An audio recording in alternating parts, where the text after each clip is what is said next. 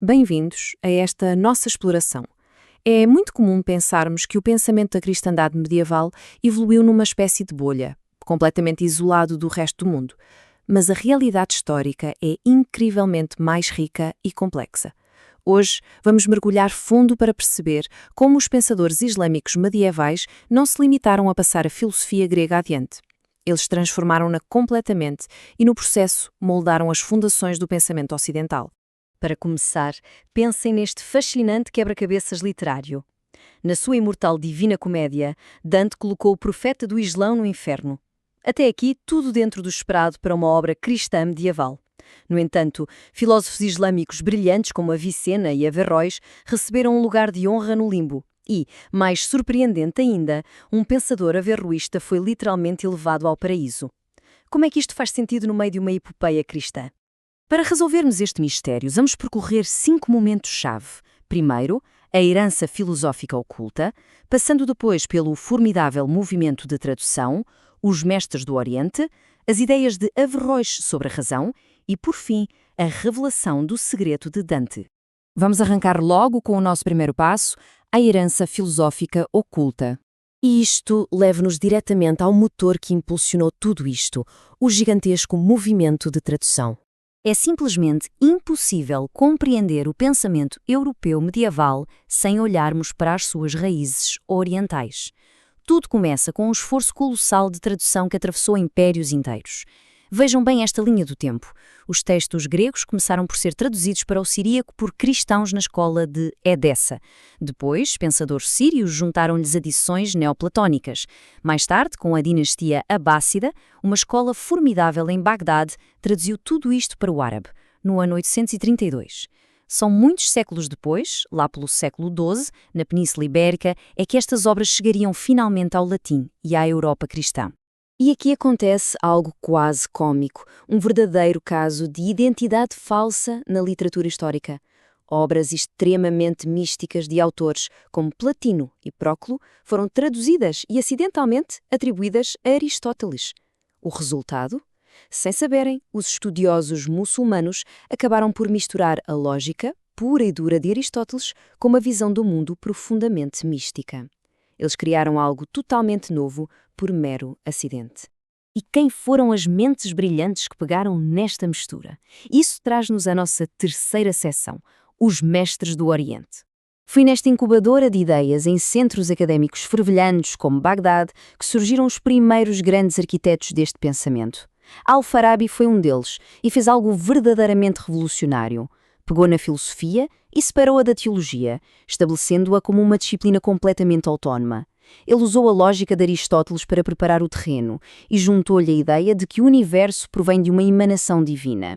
E logo a seguir entra em cena o genial Avicena, um autêntico polímata persa, uma mente tão prodigiosa que já praticava medicina aos 16 anos.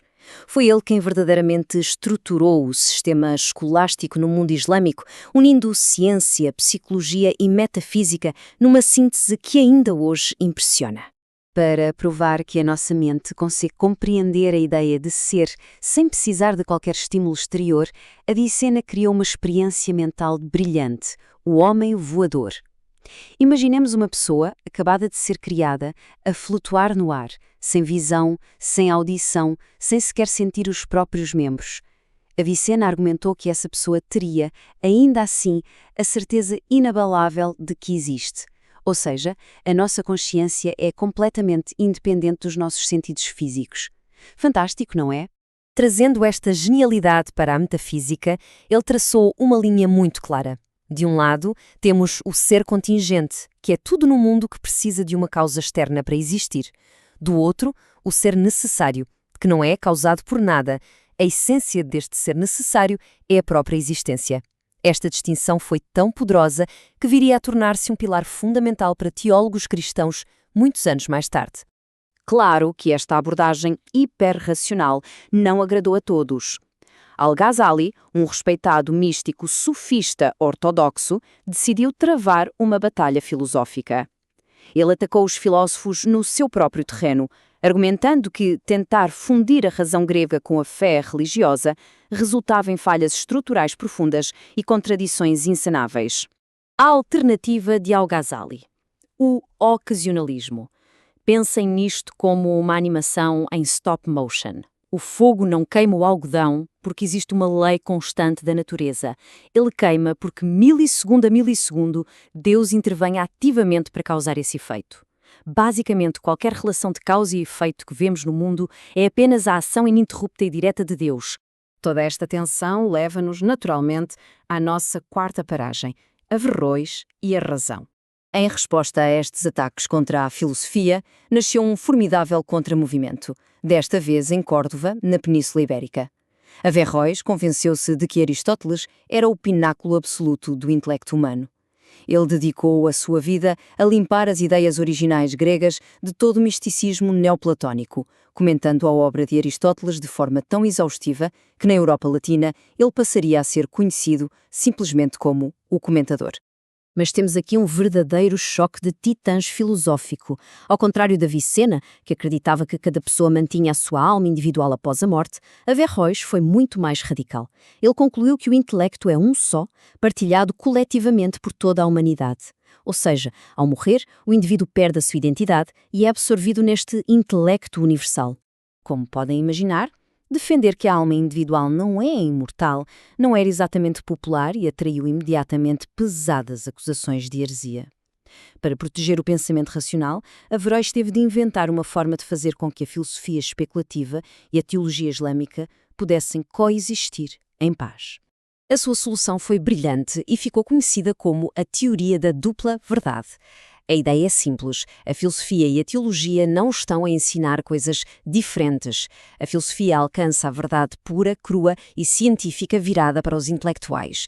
Já a teologia ensina exatamente essa mesma verdade, mas embrulhada em metáforas e alegorias para que a população comum consiga compreender facilmente. O que nos traz finalmente à nossa quinta e última secção, o segredo de Dante. Quando todas estas ideias geniais atravessaram a ponte de tradução e entraram na Europa cristã no século XII, causaram um verdadeiro terremoto intelectual. Alguns pensadores adoraram a estrutura de Avicena. Grandes nomes, como Tomás de Aquino, adotaram os seus métodos, embora tenham lutado ferozmente contra as ideias radicais de Averroes. Houve até quem fosse mais longe. Os chamados averroístas latinos adoraram tanto estas ideias que começaram a defender a superioridade da filosofia sobre a própria teologia.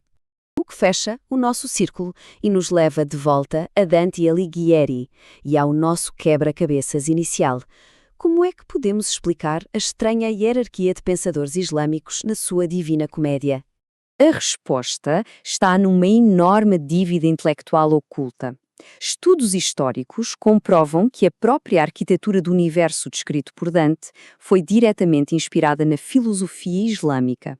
Conceitos vitais como a necessidade de iluminação intelectual ou a teoria das esferas celestes não surgiram do nada, foram emprestados de mestres como Al-Farabi, Avicena e Averroes.